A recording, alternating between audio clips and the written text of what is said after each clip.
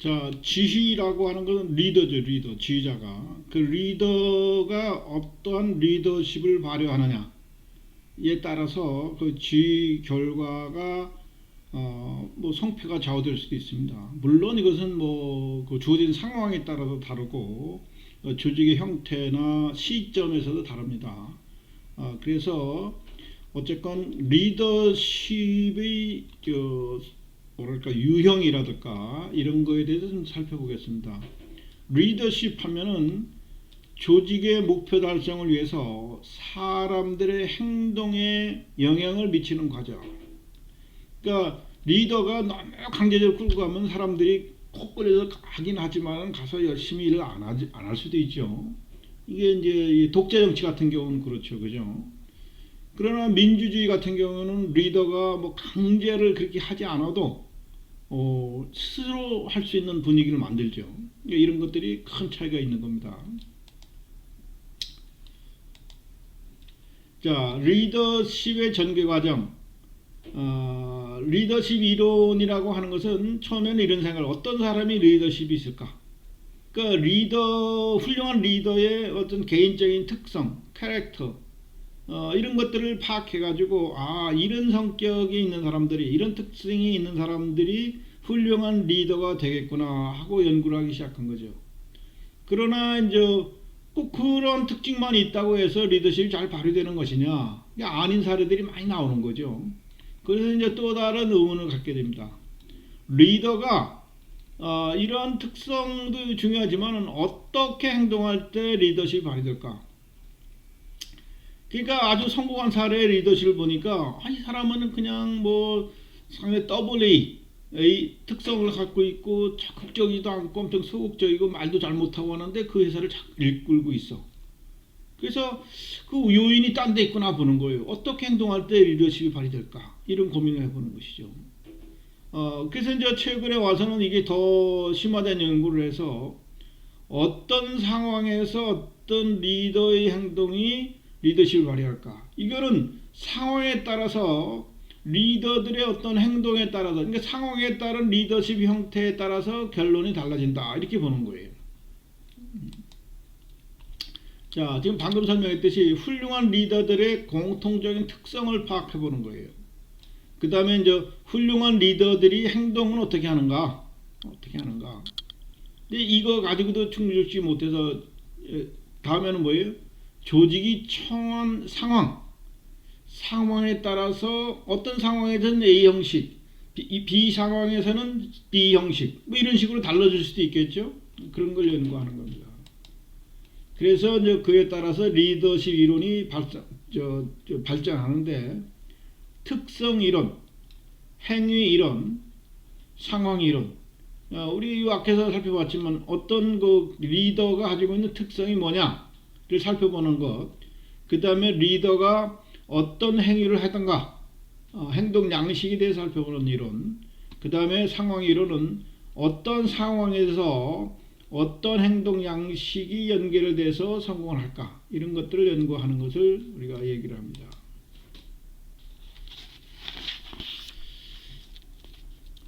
자, 리더십의 특성 이론은 리더가 갖춰야 하는 많은 공통적인 특성이 제시된다는 얘기예요. 이거는 성공한 사람들의 성격들, 특성들을 파악해봄으로써 알 수 있겠죠.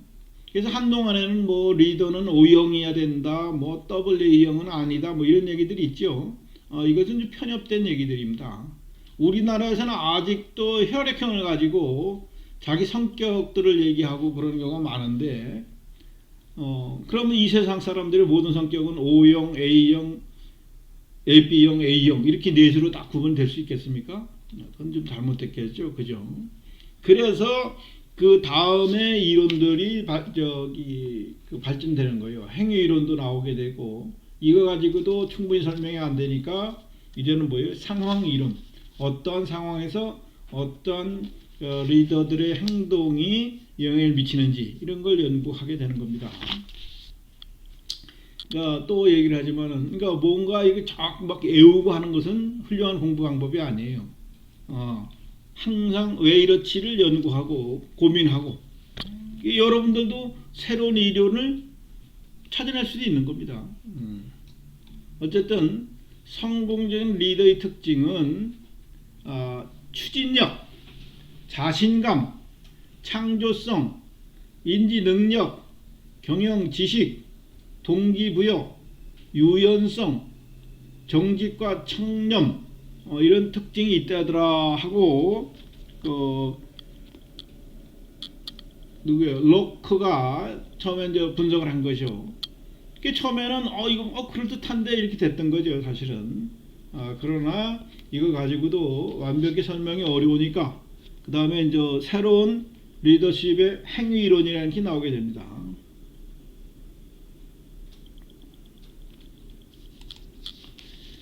자, 리더십 행위 이론은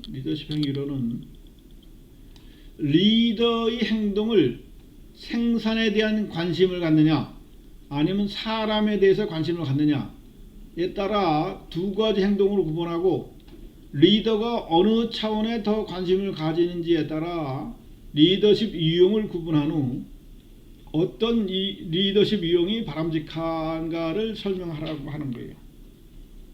사실 그 리더뿐만 아니라 어떤 사람도 이 생산에 관심을 뒀다는 것은 성과 달성, 과업지향적이죠. 과업지향적.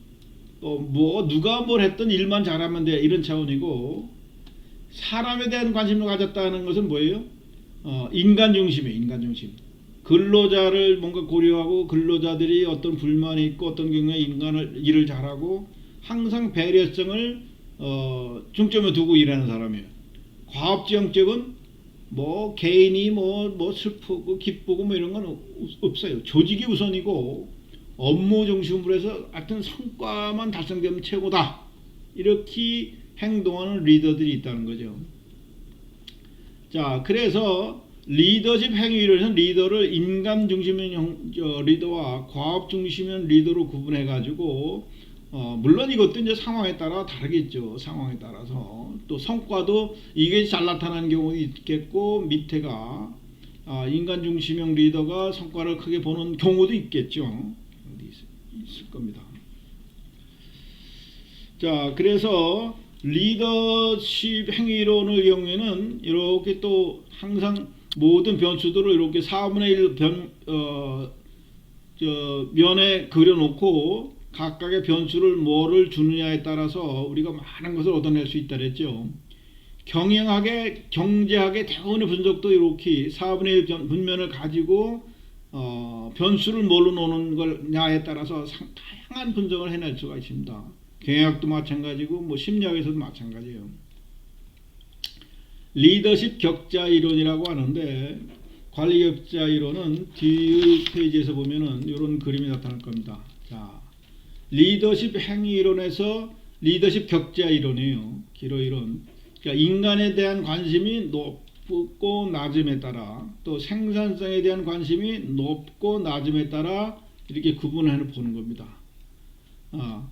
자, 우선 1-1을 보면은 생산에 대한 관심도 높고 인간에 대한 관심도 낮아요. 이럴 경우에는 사실 어떻게 보면 무능력한 사람이죠. 여기 무관심한 리더라 그랬는데, 이건 아버지나 할아버지를 잘못 내가지고 사장이 된 놈이야. 그러니까 자기는 맨날 이거는 관심이 없고 가서 딴짓거리만 술이나 열심히 먹고 여자랑만 놀러 다니고 뭐 이런 놈들이 있어요. 없는 건 아니에요. 그죠? 그러니까 이런 회사는 참 위험하죠. 여러분들도 주변에 이런 회사가 있으면 빨리 뛰쳐나와야 돼요. 자기 미래가 불안해집니다. 그 다음에 최상의 경우는 어떻게 해요? 생산에 관심도 높으면서 인간에 대한 관심도 높아요. 이게 뭐 최적 조건이겠죠. 최적 조건이에요. 그래서 팀형 리더 해가지고, 그러니까 우리 구성원들을 모두 한 구성원, 가족처럼 생각하면서 성과를 이끌어내는 리더죠. 아주 훌륭한 최고 리더입니다. 그 다음에 이런 경우, 인간에 대한 관심은 높은데 성과에 대한 관심은 낮아요. 이런 경우 팀장 경우에는 팀 사기나 분위기는 좋아요. 그러나 사장한테 맨날 깨지겠죠. 너는 도대체 뭘 하느냐. 예. 애들은 모여서 맨날 놀고 뭐 회식이나 하고 뭐 즐거운 일에 찾아다니고 이런 일만 한 놈이죠. 이것도 훌륭한 리더가 되기는 어렵죠. 이런 사람들은 빨리 어떻게 되겠어요? 생산에 대한 관심을 높이는 노력들을 해야 되겠죠. 요 9와 1 같은 경우는 이건 뭐예요?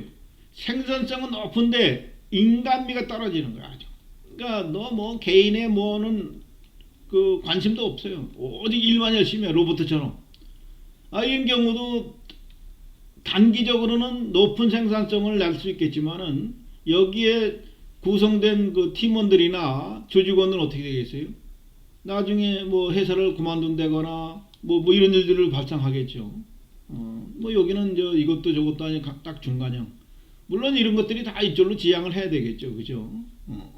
어떤 이유가 됐든. 그래서 요거는 이쪽을 뭐라고 과업형, 그 능력 지향형 리더라고. 또 요쪽은 일구는 뭐예요? 컨트리 클럽형. 그러니까 컨트리 클럽이라는 게 골프장 가서 맨날 사교만 하는 거예요. 놀고 뭐 이런 거만 하는 용이죠. 그러니까 이런 소위 리더들의 행위를 가지고 분석해 보는 이론입니다.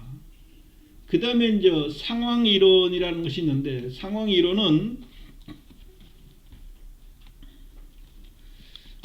리더의 행위 하나만을 검토할 것이 아니라 리더의 행위와 조직의 상황을 연계시켜서 특정 상황에서 보다 유효한 리더십의 유형을 찾고자 하는 겁니다. 그러니까 이것은 리더십 유형이, 성공적인 리더십 유형이 한 가지가 아니라 상황에 따라 다르다는 거죠.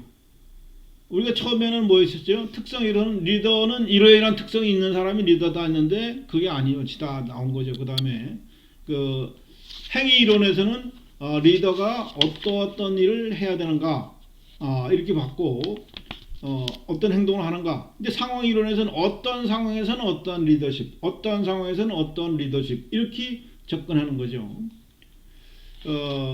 소위 상황 이론의 예를 보면 피들러가 연구한 결과인데, 리더와 구성원 간의 관계의 질, 이게 아주 중요하죠. 또 과업 구조화의 정도, 구조화의 정도가 그 과정이 강하냐 약하냐에 따라 좀 다르고요. 직위가 갖는 권한의 크기에 따라서도 상황이 다른 상황에서 나타난 예가 좀 달라진다는 것입니다.